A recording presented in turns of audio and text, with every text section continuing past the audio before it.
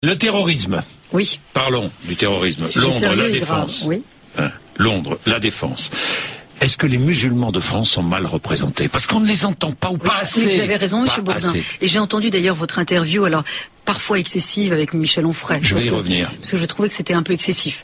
Je dis simplement que tous ces sujets-là ramènent à quoi? À l'échec de la politique d'intégration depuis de nombreuses années. Et cet échec de cette politique d'intégration, les premières victimes de cet échec sont les Français de toutes origines. Tous les Français sont victimes de cet échec. Première chose. La deuxième chose, c'est qu'aujourd'hui, cette politique d'intégration, la politique de désintégration s'accélère depuis de nombreuses années. Et la politique d'intégration qui concernait il y a 30 ans, et ça marchait très bien, concernait des gens non français qui étaient accueillis sur notre territoire national. Aujourd'hui, la politique d'intégration concerne des Français. Il faut quand même en prendre conscience. D'autre part... Des Français musulmans. Pas forcément. Souvent. Pas non, forcément. Non, pas forcément, mais par souvent. Exemple, souvent. Attendez, Monsieur Bourdin. Oui. Les personnes qui étaient à Londres... Je mets pas en accusation la religion musulmane. Bien sûr, mais pas question. Je vous connais, donc j'ai pas de souci là-dessus concernant vos propos. Je vous dis simplement que la personne, l'individu qui a commis l'acte barbare à Londres, il était musulman de confession? Non. Non. Non, c'était quelqu'un qui était de confession chrétienne, je crois. Donc voilà, donc le sujet. Alors au nom de l'islam, ils commettent des actes barbares. Alors, là où vous avez raison, et je vais y venir, je vous dis simplement que les causes de l'échec de cette politique d'intégration, il y a plusieurs causes. Il y a d'abord un élément économique. C'est plus compliqué d'intégrer en période de crise, le taux de chômage élevé. Mais élément politiques et moraux. Moi, j'ai constaté, et je suis bien placé pour le savoir, pendant de nombreuses années, les politiques, beaucoup de politiques, ont renoncé à imposer les valeurs de la République à tous. Ils ont reculé. Mais comme je l'ai dit. C'est votre échec, à vous, au gouvernement de gauche. C'est votre échec collectif. Je voudrais juste terminer là-dessus. Je vais vous donner deux exemples. Monsieur Payon vient de dire il faut le drapeau français dans toutes les écoles de France. Oui. Très bonne mesure. Nous l'avions proposé, on avait été, mais contesté, insulté par les amis de Monsieur Payon. Du coup, on a été un peu déstabilisé par la polémique. Aujourd'hui, le drapeau va être dans toutes les écoles, et je m'en réjouis. Vous avez vu comment on le met en place? C'est-à-dire qu'on le met un peu en catimini de manière un peu honteuse. Donc, ou on nous le conteste, ou on le met en place de manière un peu honteuse. Ça veut dire quoi? C'est-à-dire qu'on n'assume pas le drapeau comme étant la valeur de la République. Bon, non, autre sujet. Oui. Non, c'est important. Harlem Désir, dans les années 80, il était le porte-parole du droit à la différence. C'était une manière de refuser l'intégration à ceux qui souhaitaient intégrer la société française. C'était une manière de leur refuser l'intégration. On voit le résultat aujourd'hui. Voilà. Ça veut dire que tous les mouvements de ces années-là, SOS Racisme ou d'autres... Exactement. Moi, le droit à la différence, je considère... ont été catastrophiques pour l'intégration. Le droit à la différence a conduit à ce qui se passe aujourd'hui. Les drames et les tragédies trouvent leur source dans cette politique-là. Ce sont eux les responsables? Entre autres, je le confirme et je le dis. Entre autres. Et nous, à droite, on a essayé de mettre sur la table cette politique d'intégration comme une priorité nationale. On a fait des choses. Les internats d'excellence, la gauche y met fin. Rappelez-vous, l'assouplissement de la carte scolaire, c'était pour casser les ghettos. La gauche y met fin. Les classes préparatoires intégrées, ça permettait justement à des enfants de conditions sociales défavorisées d'accéder aux grandes écoles. La gauche ne le développe pas. Une politique pénale ferme et assumée.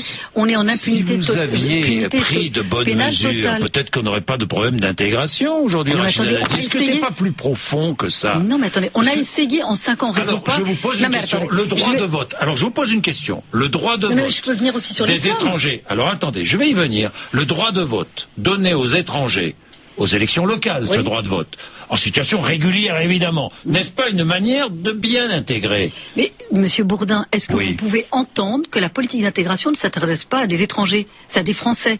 Vous pensez que Mohamed Merah, il avait le droit de vote, hein? L'individu, je suis sûr, qui a agressé le militaire à la défense. Il y a des étrangers qui sont mieux intégrés que Mohamed Merah. Pardon, Rachida Dati. Non, mais Monsieur Bourdin. Il y a des étrangers en situation régulière qui sont en France depuis plusieurs années, qui sont mieux intégrés que Mohamed Merah. Mais justement, il faut justement éviter encore de brader notre République, de brader nos valeurs. Il faut arrêter une politique d'intégration avisée. C'est pas, on était à dire, il faut une politique d'intégration fondée sur l'apprentissage de la langue.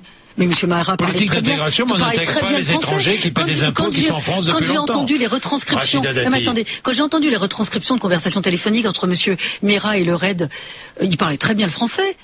Et pour autant, il était totalement désintégré, cet individu. Il est français. Eh ben oui, alors, est-ce que certains disent, le droit de vote des étrangers va permettre d'intégrer les étrangers. Mais le droit de vote des étrangers, c'est une façon d'intégrer. Non, je considère que c'est une façon de brader nos valeurs républicaines. Encore une fois, on va reculer. Donc, moi, je suis favorable à une politique d'intégration fondée sur l'apprentissage des valeurs républicaines. On ne doit pas renoncer. Des Français sont mal intégrés. On ne doit pas reculer. Alors, des Français sont mal intégrés. Bien sûr, parce que c'est ce que je viens de vous dire. On a raté ça pendant 30 ans. Sont de quelle origine? Non, et de quelles conditions sociales? Souvent défavorisés. Voilà. Pourquoi? Voilà.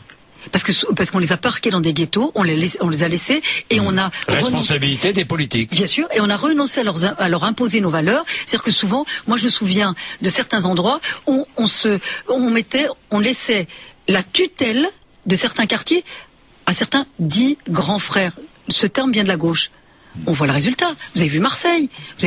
Vous vous souvenez de Maguette?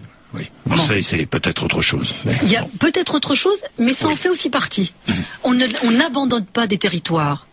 Voilà. Alors, j'ai cet auditeur... La République ne doit pas renoncer. Qui est, si j'ai bien compris, converti à l'islam, qui dit, votre invité Rachida Dati, tout comme d'ailleurs Najat Vallaud-Belkacem, ces deux invités ne sont pas représentatifs pour parler de l'islam de France. Elles n'ont aucune légitimité car elles sont très éloignées de la pratique religieuse vu leur mode de vie. Je suis invité, Monsieur Bourdin, comme responsable politique. On est d'accord. Voilà. Lorsque Michel Onfray dit près de 250 versets du Coran justifient et légitiment la guerre sainte, le djihad, assez pour que se trouvent noyées les 2 ou 3 phrases qui invitent à la tolérance. L'islam refuse par essence l'égalité métaphysique, ontologique, religieuse, donc politique. Ce n'est pas une religion de paix. Qu'est-ce que vous lui répondez? Moi, je ne suis pas théologienne. Première chose. Oui. Les textes religieux, vous savez, moi j'ai été 18 ans chez les Carmélites. Donc l'Ancien Testament, le Nouveau Testament. Oui. Donc je connais les textes religieux, souvent quand ils sont pris à la lettre, peuvent apparaître très violents. Mais justement, c'est l'interprétation, l'exégèse qu'on en fait.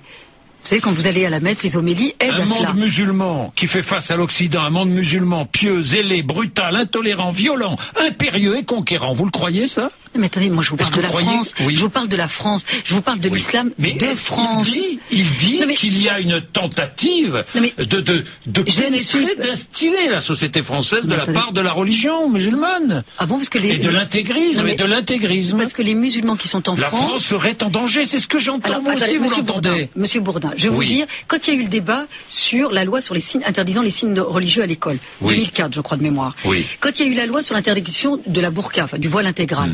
Est-ce que vous avez vu dans la rue, comme il a pu se passer par exemple en Angleterre, est-ce que vous avez vu des manifestations ethniques ou confessionnelles en France? Il n'y en a jamais eu. Je vais vous dire pourquoi. Parce que la majorité des Français de confession musulmane en France sont totalement intégrés. C'est-à-dire qu'ils ne sont pas... Ils ne sont pas pratiquants. Non mais ils ne se raisonnent pas comme religieux, ils se raisonnent d'abord comme citoyens français. La confession relève de l'intime, du privé. C'est pour ça que moi je trouve que justement ces musulmans, ces Français de confession musulmane modérés, républicains, devraient avoir beaucoup plus la parole. Manifester, je sais pas, s'exprimer dans la rue. Je suis d'accord avec vous. Vous appelez une grande manifestation? Non, mais non, parce qu'on va pas, c'est pas s'exprimer, prendre la parole. Par exemple, avec l'agression qui a eu lieu à la Défense, moi j'aurais souhaité entendre le CFCM et le ministre de l'Intérieur, qui est en charge des cultes, devrait les inciter à prendre la parole, à prendre position. On ne peut pas uniquement se contenter de condamner. Il faut rappeler qu'on ne commet pas la barbarie au nom d'une religion, quelle que soit la religion. Nous sommes dans une république laïque et la laïcité n'empêche pas la liberté religieuse, qui relève de l'intime.